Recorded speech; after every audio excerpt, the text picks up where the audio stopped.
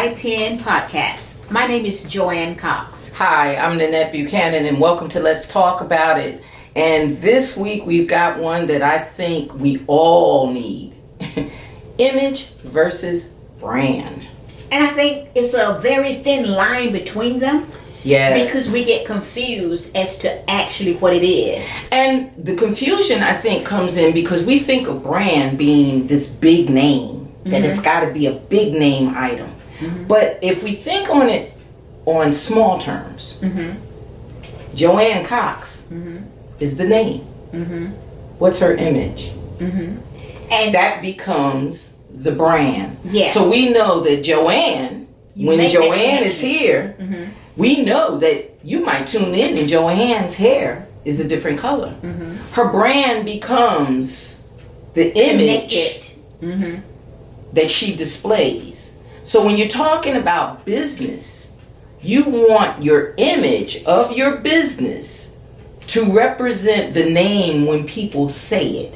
Yes. What image do they get when they see the name of your business? And sometimes that comes in time.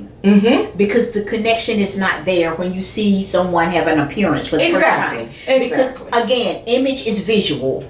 And so you see that, and then after a while you connect with that. And it's not always that physical look. It's not just about the hair and the makeup, but it's what you start to say and do that creates into that brand. And that's going back to that. That's just like the images that we see for, say, Burger King. Have it your way. I was trying not to say a company, and I wanted to or do McDonald's, that. But you connect to the image. Or Nike. You see the image, but you know that there's a verbiage that goes with that image. And a good example, and I was trying not to say that, but since you started it, I'm going to say that when we say Nike, we immediately think of that symbol. And just do it. Okay, just do it. So now, when you connect with that, their brand is that they have a great company for athletic attire. You already know what it is. So what you want to do with your company, you want to stick to an image and stick to a brand that's going to represent what you bring. Yes. You want to represent whatever it is that you bring.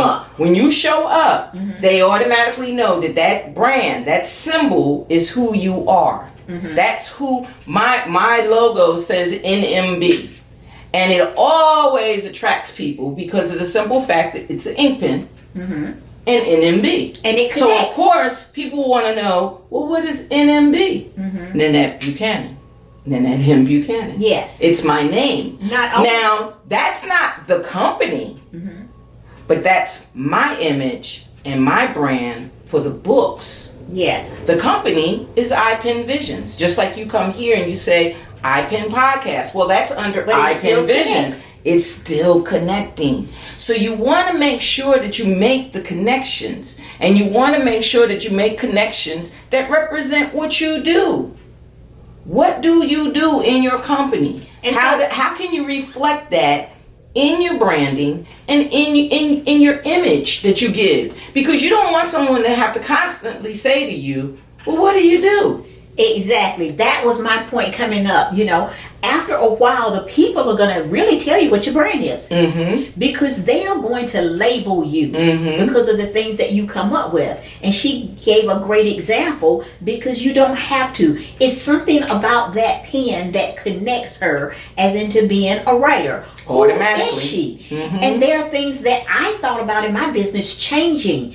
And people don't always connect when there's a lot of change. Exactly. So with my company is Justified Jewel, but I have a logo with a microphone to connect with speaking. But they said, well, what is Justified Jewel about? And that's what you give. That's it. I can justify. Right. And that's what I give. What I give is the jewels. You get jewels when you listen to me speak. Yeah, and it's hard. A jewel, it can be many things, but it can be shaped. It's a stone. And people told me, oh, she's a person of excellence. I never connected to that. But I'm happy with that. And so I took that on as a brand That when you see me, when you hire me, when I'm in your presence, that's what you see. That is what you see. And that is what some companies are trying to take away from other companies. And is it really about the competition? That's something, like you said, where we're comparing companies. But is it really about the competition if I'm satisfied with what I get? Well, it's not really about the competition. If I want to buy one pair of sneakers versus another pair of sneakers, does it matter what the brand is? Not really. Because I'm a consumer, and as a consumer, I may want a choice. Yes. I may want something. Now, of course, you go to different brands and they have a whole line. Like we said with Nike, they have a whole line. They have the walking sneaker, the athletic shoe, the cross trainer, the soccer shoe, the baseball shoe. They have a whole line. Yeah. But does that mean that their image is any different for each of those lines? No, they're still under that company. Well, I want to give it a different twist, because when I think of, is it about the competition? When you've made a name for yourself, there will be people that will try to duplicate you. Oh, yes. Oh, yes. And so just to give you an example, if you are going to get Head and Shoulders shampoo, they have made a name for themselves. Now, disclaimer, I don't use Head and Shoulders, but they have a color scheme.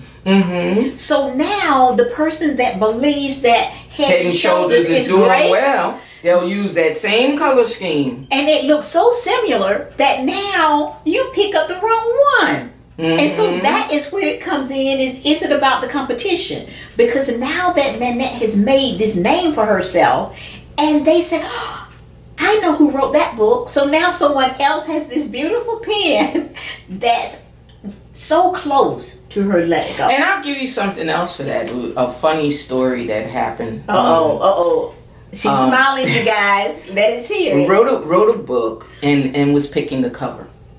And as anyone knows, or if you don't know, covers cannot be copywritten. You can't copyright a cover. So a lot of times the uniqueness of your cover depends on how'd you get it done. Who did the cover? Right. You know, where did you get the cover? So if you go and you buy different covers from different people that do covers, sometimes they're using templates. Okay. And the template could be the same. It just has a different title. You know, the title of the book is different. That's it. The author is different, but the template is the same. So I had an author who contacted me. I had put up a cover to a book, and she contacted me and said, "You have my cover." And I can't have your most cover. people that know me, I'm not one to advertise my books while I'm in writing. Most of the time I begin advertising maybe 2 or 3 months before they're ready to be published. Okay. I'm not advertising and I'm still writing. I'm advertising after the book is complete. Okay. It's on its way to production. It's on its way, so I'm looking at it going, should I change this cover, to satisfy this person? Because this person is going to constantly, and I'm telling her all the rules of the game. Right. Covers can't be copywritten. Your title is one thing. What is your book about? Book is about something entirely different, whole different genre, the whole thing. Needless to say, I did my cover over. I changed my cover. I didn't see that coming. And I did my cover over. The same person contacted me to say, I'm glad you changed your cover so people wouldn't mistake the two books. Joanne, I can tell you, being the person that I am, I looked for her book for months. Never made it to production. Never produced it, never did anything with it. I don't know what happened, what her journey was, but she never did anything with it. And it taught me a lesson. You're teaching me right now. You don't worry about the competition. That's it. You do another view. What you do. Yes. And you don't worry about the competition. If you're in your right to do whatever you do, which I was, because you can't copyright a title and you can't copyright a cover. If I'm in my right to do what I do, I'm not worried about who my competitor is. Did you hear that firsthand? And not only that, if you think about the top model cars, think about the top model fashion industries, you think about the top model, like you said, hair suppliers or anything like that. none of them worry about the competition. You don't see them comparing themselves because they with someone else. They know what they're doing. This is my product. Yes. This is my image. This is my brand. This is my product. And I'm not worried about the competition. But this is what I want our audience to know. Sometimes we don't realize how we're being branded. Exactly. So that is what you really want to watch focus out on. You want to focus know on that. If you are if you're wanting to be a certain kind of singer or whatever, and people are getting the wrong message, then you have to think about how are you maybe carrying yourself? What are you doing off limits? But it's still all about you. Yeah. You're not worried about what the other people are saying. I remember Denzel Washington making a comment about he didn't want to be categorized in one group type of character. That's different. Or actor. He didn't want that brand to say that he only could do this one thing, that he was an actor. And as an actor, he should be able to perform on all different realms. But he's he's just an actor. But he's an actor. So if your business is about writing, your business is about coaching, you're not worried about what they're doing somewhere else. Oh, I coach and I take on private clients. That's not what I do. I coach and I speak. That's not what I do. I write reality fiction. You have to remember what your brand is. Yes. Focus on you. But know what your brand represents. And know what it represents. Image versus brand. There's a very thin line in between. But there is a difference. You want your brand to come off as a connecting to who you are and it to be positive. Yes. Because if you know that you're not coming across the way you feel, sometimes we have feelings, but they're not coming across in that way. And not only that, if you don't come across the way that you feel or the way that you want your brand to come across, you're not going to attract the audience that you want. And that is the thin line. It takes 20 years to build a reputation. And 5 minutes of a bad representation can ruin it. And that's image versus brand. Join in every week. Every Thursday we stream. And you can look at the old streams, the old episodes, and you can look for our new ones. Join in, subscribe, leave us a comment. Tell us what you think brand versus image is to you. We'd like to hear from you. Even if it's questions, get back with us and we'll see you next week. Yes.